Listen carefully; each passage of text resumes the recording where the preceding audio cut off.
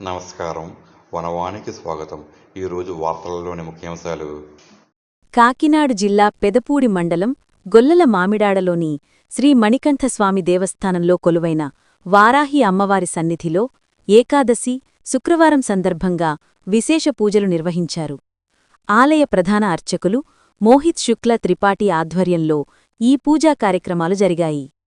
ఈ సందర్భంగా గొల్లల మామిడాడ మహిళా భక్తులు లలితా సహస్రనామ పారాయణం, వారాహి స్తోత్ర పారాయణం, భజన కార్యక్రమాల్లో ఉత్సాహంగా పాల్గొన్నారు.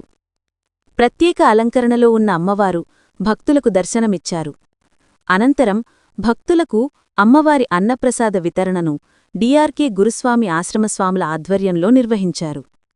ఈ సందర్భంగా గురుస్వామి డిఆర్కే రెడ్డి మాట్లాడుతూ, శీఘ్రదేవత అయిన వారాహి, శ్రీచక్ర సహిత దుర్గమ్మను శుక్రవారం, మంగళవారాలలో పూజించి దర్శించుకోవడం ద్వారా తరించవచ్చని తెలిపారు. ప్రతిరోజూ సాయంత్రం 6 గంటల తర్వాత అమ్మవారి సన్నిధిలో కందదీపములు, కుంకుమ పూజలు జరుగుతున్నాయని, భక్తులు ఈ కార్యక్రమాల్లో పాల్గొని అమ్మవారిని దర్శించి తరించాలని కోరారు.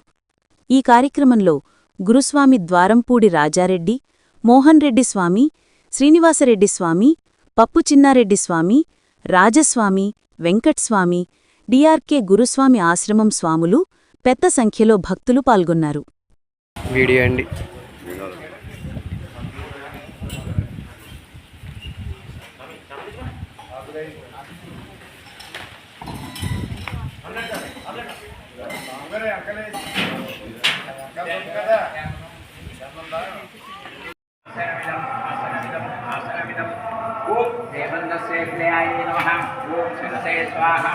ओम शिखाय ओम अस्त्राय पर घनक ऋषि निजुरों गायत्री दंडः श्री महागणपति देवता श्री